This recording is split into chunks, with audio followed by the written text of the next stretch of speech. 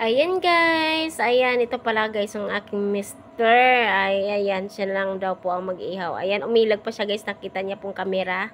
Ayan guys, siya daw po ang mag-ihaw ng manok. Ayan guys, kaya ayan, todo naman siya dyan. Effort siya, apoy na yan. Kaya ayan guys. At ayan, pinaypayan niya muna guys. Dahil po, para po ito ay mabilis malusaw yung ating uling nga nilagay dyan. O, ayan, makulit kong bata. Ayan, guys. Tudo paypay talaga siya dyan, guys. At hindi pa siya nakahundinto, guys. Kumuha pa po siya dyan ng kahoy. At para po yung kanyang i-ano sa apoy na yan, na para ay agad-agad ay ma-off na po yung apoy na yan. Para po ay maano na po yung uling. Ayan guys. Todo effort naman siya guys sa pagpapaypay. Ayan. Tudong pagpapaypay naman niya dyan guys. At ayan naman yung batang makulit. Ayan na naman siya dyan. At ayan guys. Inaano na po niya yung kahoy. O diba? Laking palakinabang yung kahoy guys. At kanya pang hinahawakan yung apoy. Ako diba? Akala mo hindi ko kaya yan.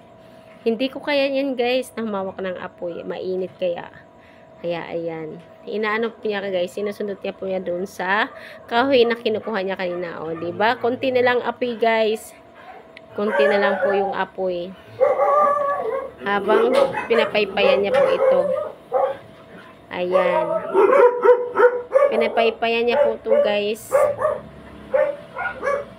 Para po ito ay kanyang lagyan ng manok guys. Ayan na. O, diba? Kunting apoy na lang yan guys, kaya kailangan na po natin lang nalagyan ng manok dyan. At hindi na po masyadong malakas yung apoy niya. At parang uling na lang din po yung nandyan. O, diba? Todo paypay pa rin siya guys.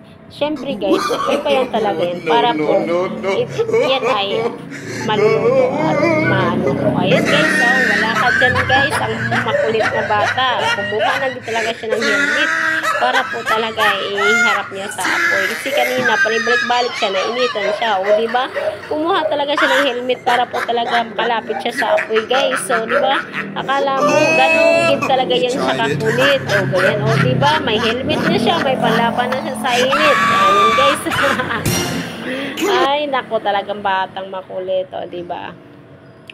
Ayan, todo paypay pa rin siya guys. Hanggat po sa maano po yung apoy na mawawala po yung apoy na parang ano po yung, kasi yan po kasi dahilan talaga guys na masusunog po yung niluto natin pag hindi po natin yan paypayan. O, diba guys? O, kita mo guys, kinakamay lang niya guys. Kinakamay lang ng mister ko. Kala mo gaano ka hirap yan guys, mainit yan. O, diba, hindi siya gumagamit ng ipit. Didiretso lang kamay. Ayan guys.